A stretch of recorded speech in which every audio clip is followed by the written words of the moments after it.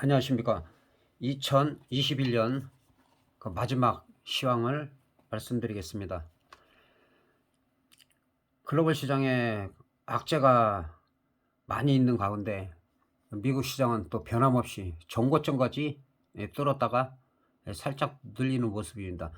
그러니까 미국 같은 경우는 새해에도 밑으로 밀린다 하더라도 한 36,000대, 36,000대, 뭐 35,000대가 워낙 견조하기 때문에, 또 미국 같은 경우는 하락을 크게 할수록 급등을 바로 하는 모습을 보여주고 있어요. 우리 시장과는 완전히 다르게. 미국도 지금은 뭐 테이퍼링이나 금리 인상은 다 노출된 악재이기 때문에 크게 내년에도 영향은 없을 것 같습니다. 그리고 이제 감염자가 이제 하루에 20만 명 이상이 지금 늘어나고 있는데, 그래서 이제 크리스마스 전후로 해서 한 2,800편의 항공편이 취소가 되기도 했는데, 그 오미크론이 한 1, 2월이 날씨가 좀 추울 때가 고비라고 합니다. 요 고비가 잘 지나고 하면은 또 악재가 해소되는 거기 때문에, 새로운 특별한 악재가 나오지 않는 한 미국 시장은 또 견제할 것 같습니다. 우리 시장과 비교를 해보면, 미국 같은 경우는 이 고점을 벌써 뚫었죠. 뚫고선 그 위에서 지금 36,500에서 지금 또 최고점을 갖다 경신하고 지금 살짝 밀린 상태인데, 우리 시장은 아직까지도 지난번에도 늘 말씀드린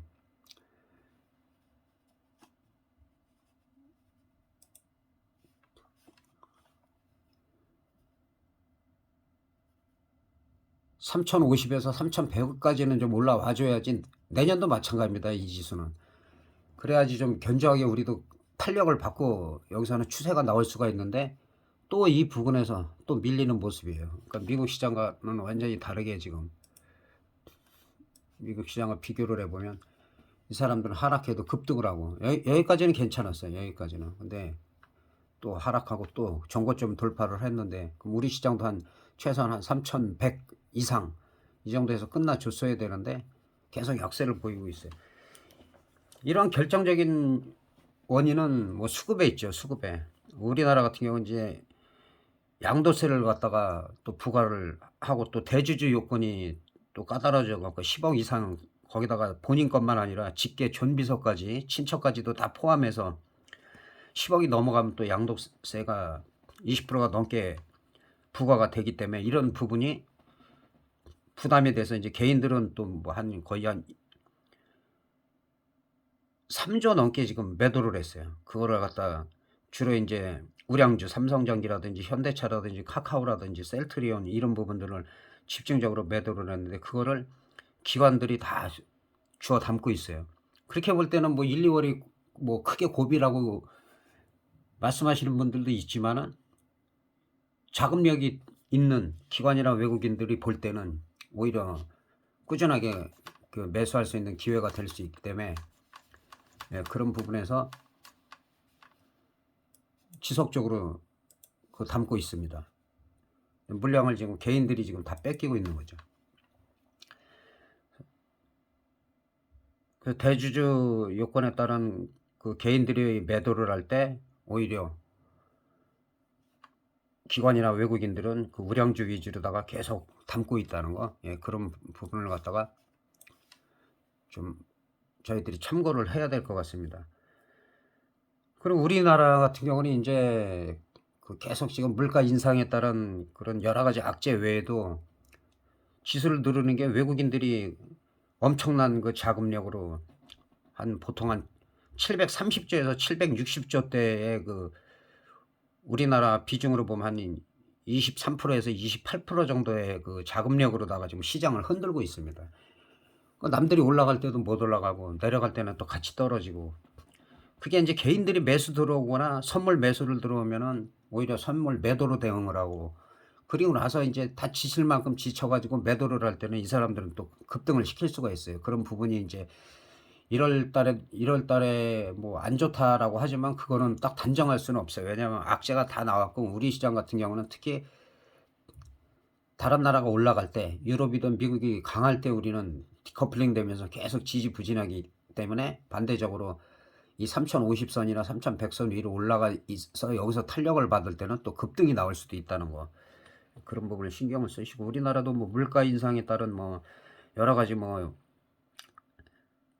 문제라든가 아니면 테이퍼링, 그다음에 오미크론, 그다음에 또 지정학적 리스크, 이런 부분들이 다 지금 잠재해 있기 때문에, 거기다가 지금 코로나로 인해서 지금 소상공인들이 9시까지도 영업을 할 수밖에 없고, 그러다 보니까 그 100조 가량의 그 소상공인 그 지원을 하려고 하면은 또 국채 발행을 해야 돼요. 그거 한도가 166조인데 또 추가 발행을 하다 보면 국민들이나 또 기업에서 그걸 또 다 부담하게 되고, 그래서 계속 그런 여러 가지 악순환이 거듭되고 있기 때문에 오히려 9시보다는 한 12시까지도 시간을 좀 조절을 해 주는 게 낫지 않나, 그렇게 개인적으로는 생각을 하는데, 어쨌든 그 정부에서 결정을 한 것이고 1월 2일에서 또 한 2주간 정도 또 연장이 될 것 같습니다.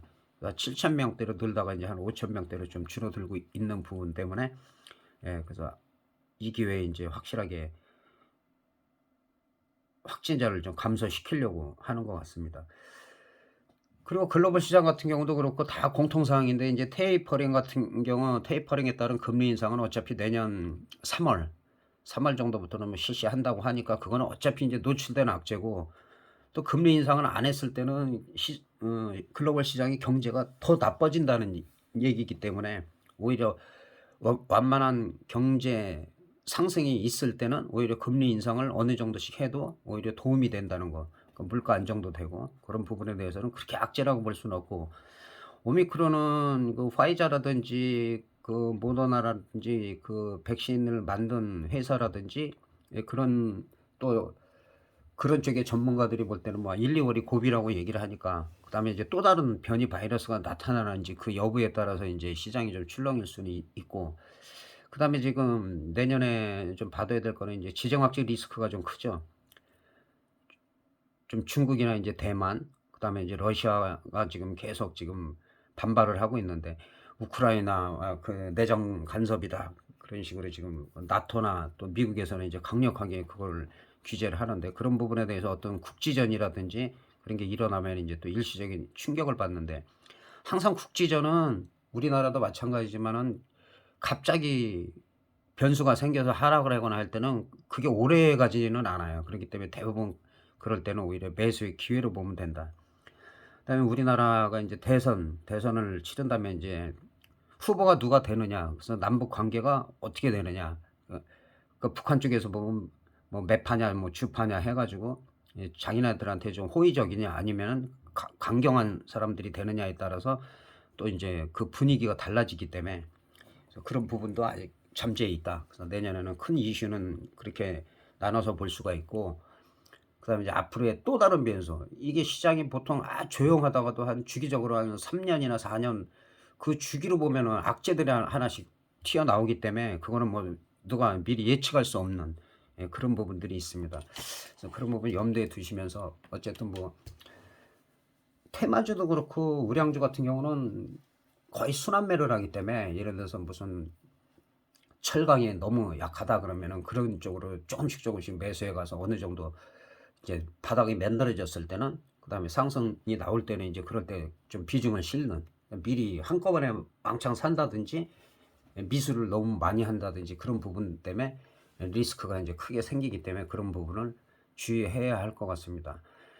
그리고 태양광이 됐든 뭐 인공지능이 됐든 지금 그런 쪽으로도 지금 받은 것들이 있는데 지금 많이 올라가고 있어요. 연말에 좀 많이 올라갔는데, 예, 그런 부분도 검색을 하시면은 시장이 빠지더라도 그 각 증권사마다 지금 상승하는 종목들이 있어요. 그러니까 단타를 하시는 분들은 절대 하락하는 종목을 단타를 하면 안 돼요. 물리면 크게 물리기 때문에, 상승하는, 아무리 장이 하락하더라도 상승하는 종목들이 있으니까 단타 하시는 분은 그렇게 하고, 시장이 나쁠 때일수록 우량주로 중장기로 좀 자금 여력이 있으신 분들은 한 번에만 비중을 많이 실지 말고 한 달에 뭐 몇 번이라도 나눠서 꾸준히 해서 3개월, 6개월 사 나가면은 성공 확률이 훨씬 높습니다.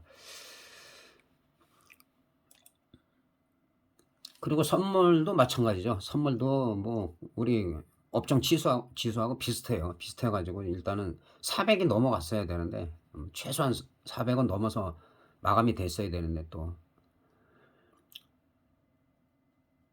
그러니까 어제 같은 경우는 뭐 배당락 때문에 밀렸다 하면은 거의 뭐 보합이라고 볼 수 있어요. 뭐 약세라고 볼 수는 없는데 어쨌든 간에 뭐 배당락이 되고 빠르면은 그날 회복하는 경우도 있거든요. 꽤 많이 있기 때문에 그거는 인제 뭐 3 일날 개장해서 한 그 주에 바로 회복이 되는지 해서 선분이 한 400 한 이상으로다가 올라오는지 그 여부를 갖다 보고 일단은 만기 그다음 주 목요일 날 둘째 주 만기일이 지나야지 인제 어느 정도 방향성이 정해지고 그때 시점에서 특별한 또 악재가 생기냐 안 생기냐 어떠한 변수가 있냐.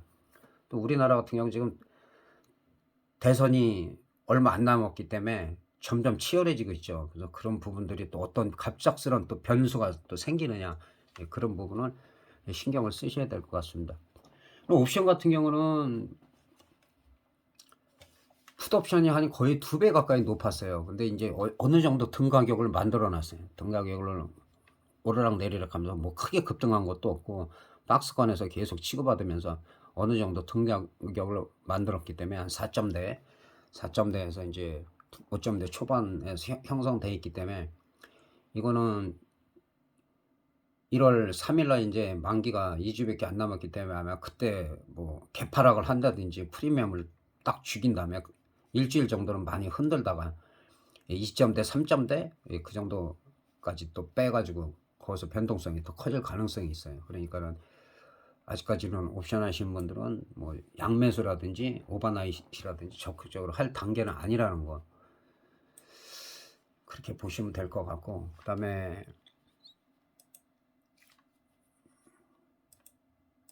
주식을 몇 종목 살펴보겠습니다. 일단은 대한항공이죠. 대한항공인데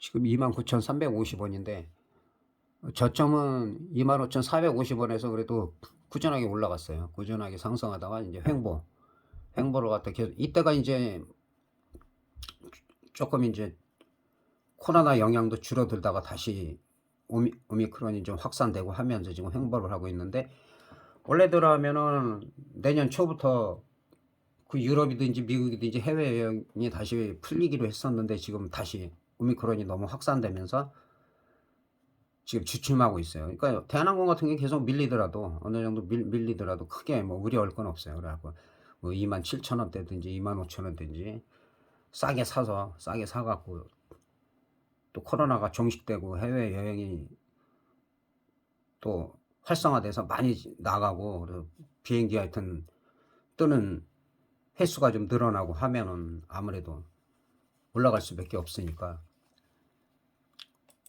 그런 변수만 좀 신경을 쓰시면 될 것 같아요. 현대중공업 같은 경우도 지금은 가격대로 봐서는 그렇게 나쁘지가 않아요. 현대중공업 같은 경우도 뭐 배당락되고 또 바로 회복하는 모습을 보였기 때문에, 그리고 지금 일봉상으로 봐도 지금 자리를 만들어가고 있어요. 그렇기 때문에 일단은 지난번에 얘기한 대로 일단은 여기 10만원대 돌파하는 게 좀 돌파하고, 그 다음에 10만 3천원대가 돌파하면 또 11만원 11만 5천원 이때까지는 볼 수가 있기 때문에 흐름이 나쁘진 않습니다. 그리고 카카오 같은 경우도 지금 기관들이랑은 또 담고 있죠. 개인들은 여기서 계속 집어 던졌는데, 투매하다시피 던졌는데 계속 지금 담고 있어요. 그러나 지금 같은 경우는 이제 11만 500원이 만약에 깨지면은 그때는 매수를 하면 안 돼요. 더 지켜보고 어디서 또 바닥이 형성되는지를 보고, 그리고 시간을 두고 이건 1분기 정도 전후로 해갖고는 또 얼마든지 회복을 탄력을 받으면 이런 건 무섭게 가기 때문에 그동안 많이 올라간 것도 있고 너무 문어발시 확장하는 것에 대한 정부의 규제 그런 것 때문에 충분히 하락을 한 거기 때문에 그런 부분을 생각하시면서 매매를 하시면 될 것 같습니다. 그리고 한국전력 같은 경우도 뭐 말씀드린 대로 21,000원대 22,000원대는 뭐 꾸준하게 매수를 해도 괜찮다라고 말씀드렸는데 23,000원을 찍었어요. 찍고 내려오고 있는데 마찬가지로 뭐 21,500원이나 21,000원대가 지켜진다면 내년에 전기 인상을 예고했기 때문에 그런 부분이 또 탄력을 받아가지고 계속 적자가 돼 있는 것들이 좀 복구가 되고 하면은 또 탄력을 받아가지고 또 올해 또 정고점까지도 또 갈 수가 있기 때문에 그런 부분 참고하시면서 매매하시면 될 것 같습니다. 그리고 삼성전자 같은 경우는 지난번에 제가 말씀드린 게 배당이나 그동안 너무 하락했던 부분 때문에 일단은 배당락 되기 전에 많이 오르면 배당 나갈 때 다시 사고 이 차액을 먼저 팔아 놓고 물량이 많으신 분은 반이나 한 3분의 2 팔고 그다음에 배당락 돼서 다시 사는 그런 방법이 있다. 둘 중에 하나를 선택하면 된다고 했는데 그거는 이제 본인들의 몫이기 때문에 분명히 배당 때문에 많이 올라갔고 배당락되고 이틀 동안을 밀었어요. 밀었는데 또 뭐 현재로서는 뭐 지지가 나쁘지 않아요. 한 7만 6천 원대까지만 지지가 돼줘도 다시 한번 또 올라갈 수도 있다. 그러니까 장기적으로 보면 뭐 일단 10만 원까지도 볼 수 있는 종목이기 때문에 밑으로 밀릴수록 아마 이거 기관이나 외국인들은 아마 살살 계속 쭉쭉 하면서 갈 겁니다. 그리고 마지막으로 현대차 한 번 더 보고, 현대차 같은 경우는 어쨌든 뭐 배터리도 그렇고 뭐 수소차 관련해서도 그렇고 또 탄력을 받으면 또 크게 갈 수가 있기 때문에 지금 같은 경우는 지금 연말에는 좀 그 전주에 올라갔던 거를 좀 되돌리고 있는데 일단은 지금 지지선은 20만 원대만 지지되면 돼요. 20만 원대. 그다음에 그 하단에는 뭐 19만 4천 원, 그다음에 18만 원대가 있기 때문에 근데 일단은 이 자리가 20만 원대가 지켜지지 않으면 또 이거는 다시 한번 바닥 확인하러 올 수가 있어요. 그러니까 이 정도에서 3, 4일에서 첫째 주에 내려오더라도 좀 밑거리가 달든지 양봉이 달리면은 뭐 충분히 매수할 수 있는 그런 종목으로 보입니다. 새해도 뭐 얘기가 많아요. 지수로 봐가지고는 뭐 다 하향해서 지금 얘기가 나오고 있어요. 하향해서 나오고 있는데 뭐 저점이 2750이다 뭐 2700이다 무슨 뭐 고점도 뭐 올해의 고점을 넘기 힘들다. 근데 그런 거는 작년에도 제가 말씀드렸지만은 뭐 3500 간다 3800 간다 뭐 4000 얘기까지 나오고 그렇지만 막상 뚜껑 열어보니까 3315가 고점이었고 그 뒤로 계속 밀렸어요.